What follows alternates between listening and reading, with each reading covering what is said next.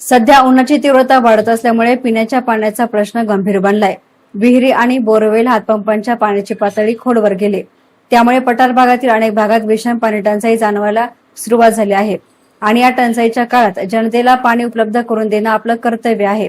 या भावनेतून आमदार अमोल खताळ यांनी वरवंडीच्या उंचावर असलेल्या चौधरवाडी या वाडीला तर डोळासने, कर्जुले पठार आणि काकडवाडी या गावांसाठी आमदार अमोल खताळ पाटील जनसेवा प्रतिष्ठानच्या वतीनं स्वतःचा पाण्याचा खासगी टँकर सुरू करून या भागातील जनतेची तहान भागवण्याचं काम त्यांनी केलं आहे। गोडभर पाण्यासाठी महिलांसह ग्रामस्थांना वणवण भटकावे लागते, त्यामुळे टँकर सुरू करावे अशी मागणी टंचाईग्रस्त गावामधून होत आहे। शासनाचे टँकर सुरू होतील तेव्हा होतील, परंतु या भागातील जनतेला पाणी देणं हे आपलं कर्तव्य आहे आणि म्हणूनच आमदार अमोल खताळ यांनी जनसेवा प्रतिष्ठानच्या माध्यमातून पठार भागातील वरवंडीची, चौधरवाडी, डोळासने, कर्जुल पठारे आणि काकडवाडी या गावात 3 पाण्याचे टँकर सुरू केले आहेत। टँकर सुरू केल्यामुळे महिलांच्या चेहऱ्यावर आनंद ओसंडून वाहत आहे। हंड्यांसाठी दूर पाणी आणण्यासाठी जावं लागतंय, मात्र आमदार अमोल खताळ यांच्या माध्यमातून पाण्याचा टँकर सुरू झाल्यामुळे पिण्याच्या पाण्यासाठी वणवण भटकंती थांबण्यास मदत झाली आहे। आमदार अमोल खताळ यांनी वेळेत घेतलेल्या निर्णयाबद्दल चौधरवाडी ग्रामस्थांनी त्यांचे आभार मानले असून या मदतीमुळे गावाला दिलासा मिळण्याची भावना व्यक्त केली आहे। बाबा, तुमच्या गावामध्ये या चौधरवाडी गावामध्ये गेल्या अनेक वर्षापासून पाणी टंचाई आहे, पाण्याची कशी परिस्थिती आहे? उन्हाळ्याची येतं तोट्याला, मग त्यासाठी काय पर्याय, काय नवीन? काय मग टँकरच चालू करतात। तर आज तुमच्या गावात पहिल्यांदाच टँकर आलाय, कोणाच्या मार्फत आला टँकर? हा, खताळ मार्फत आला। काय काय पाण्याची काय टँकर पर्याय नाही का? नाही, मग ग्रामपंचायतीचे किंवा असेच आमदाराचे कोणतरी याच्यातच। आता जे हा टँकर फ्लोअरचे काही पाणी आता विहिरीमध्ये सोडला, इथून पाणी कसं नेतात? इथून पाणी ओढून जाणार नेतात लोक माणसांना, दरवर्षी टँकर शिवाय तुम्हाला पर्यायच नाही। मग तशी काही तुम्ही मागणी नव्हती केली तिथून पाठी? मागणी काय मग चालू आहे।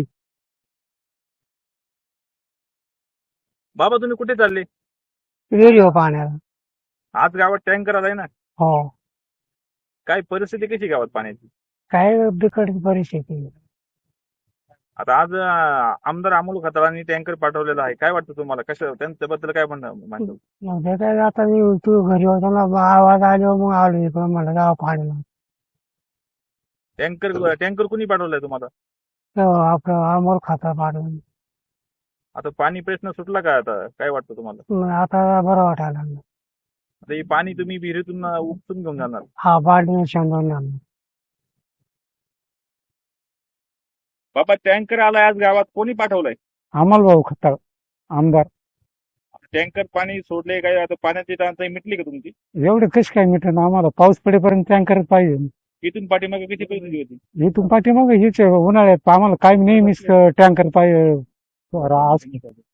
अमोल भाऊंनी टँकर पाठवलाय, आधी कोणी टँकर पाठवले होते की इकडे? ग्रामपंचायत मार्फत आले होते ना। म्हणजे फक्त ग्रामपंचायत मार्फत आले? म्हणजे आमदार साहेबांनी आज पहिल्यांदा तुमच्या पहिल्यांदा गावात पाठवलं, तुम्हाला काय वाटतं याबद्दल? चांगली मग सोय झाली आमची पाण्याची। आता विहिरीत पाणी सोडले, आता हे पाण्याचं पाणी कसं नेणार इथून? शेंदून न्यावं लागतं बादलीने। संगमनेर तालुक्याच्या पठार भागात कायमच दुष्काळ पाचवीला पडलेला असतो। या भागामध्ये उन्हाळा आला की पाण्याची टंचाई जाणवण्यास सुरुवात होत असते।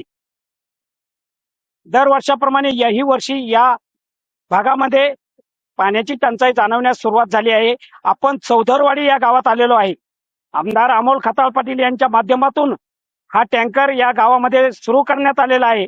पहिलाच दिवस आहे, पहिलाच टँकर आलेला आहे या गावामध्ये आणि ज्येष्ठ नागरिक महिलांच्या हस्ते आपण या टँकरने ग्रामपंचायतच्या विहिरीमध्ये पाणी सोडण्याचा शुभारंभ केलेला आहे।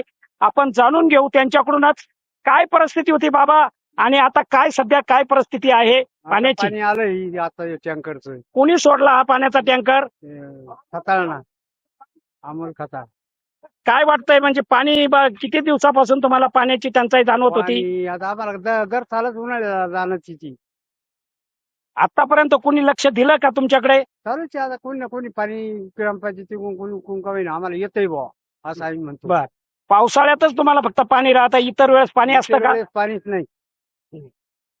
मावशी, काय परिस्थिती आहे? किती वर्षापासून तुम्ही या भागात किती वर्षापासून तुम्ही म्हणजे आता तुमचं वय जवळजवळ 60-70च्या आसपास गेलेलं असेल, काय परिस्थिती आहे आणि प्रत्येक वेळेस तुम्हाला हा पाण्यासाठी पायपीट करावीच लागते का? किती वर्षापासून? परायशे गेले त्याच्यातून. हा पण आयुष्यच गेले आमचे. किती वर्षापासून? कायमच चालेल. कायम तर चालू. कुणी तुमच्याकडे लक्ष देत असतं का? म्हणजे काय असं उन्हाळ्यात बस आडून लावायचं आणायला. बर, कुणी हा टँकर चालू केलेला आहे? आता या अमुक खताळान केलाय ना. हा. हा. आणि इथून मागे सुद्धा पाण्याचा टँकर येत होता का? आता वैयक्तिक येत होता की सरकारी येत होता? येत होतं येत होतं पण काय कच येत होतं ते काय कळत नव्हतं आम्हाला. बर, म्हणजे आतापर्यंत तुमची पाण्याची जी पायपीट आहे ती अजून चालूच आहे. चालूच आहे अजून. हा चालू. अजून किती वर्ष चाललेलं असं तुम्हाला काय वाटतं? माहिती आता आम्हाला कवर लक्ष देणं कवर आमच्याकडे. काय मावशी काय वाटतंय? आमचं काय नव्हतं खाली आमची पाण्याची. हा. आता असंच आहे, टँकर बनवलं तर पाणी आम्हाला, बर नाही तर मग असंच बिन पाण्याच इकडं पळ तिकडं पळ. येत होतं ना बरं. बर, आणि हा टँकर कुणी चालू केलाय? या अमोल खताळ आणि बाकीच्या पाठवित्यात म्हणायला, हा हा. मग ते कोण पाठवतं आम्हाला ते नाही. किती वर्षापासून तुम्हाला ही पाणी टंचाई जाणवते? मग आम्ही आलं बसवलं. बर, म्हणजे मग काय कुठल्या प्रकारची कुणी उपाययोजना करताय का पाण्याच्या संदर्भातली? करतो तर उन्हाळ्यामध्ये आणतोच पण आता एवढ्या उन्हात आता आला. बर, जे तुमच्या नळाला पाणी येतंय हे किती वर्षापासून येतंय आणि कायमस्वरूपी येतंय का असं फक्त अधूनमधूनच येतंय? नाही सुरपी नव्हता ना. सुरप नव्हतं पण आता यायला लागला. किती वर्षापूर्वी झाली ही पाणी पुरवठा योजना, तुमची नळ पाणी पुरवठा योजना? बस 15-20 वर्ष झाले. बर. मित्रांनो, अशीच ही पाणी टंचाई या भागामध्ये कायमस्वरूपी जाणवत असते आणि ही पाणी टंचाई दूर करण्यासाठी काय प्रयत्न करता तुम्ही? हे पाण्याचे टँक ड्रम असे कायमच स्वरूपी नेत असतात का? हा. किती वर्षापासून नेतात? 15 वर्ष. जर पाण्याचा टँकर नाही आला तर मग तुम्ही पाण्यासाठी काय प्रयत्न करतात? खाली घाटाच्या खालून आणावं लागतं.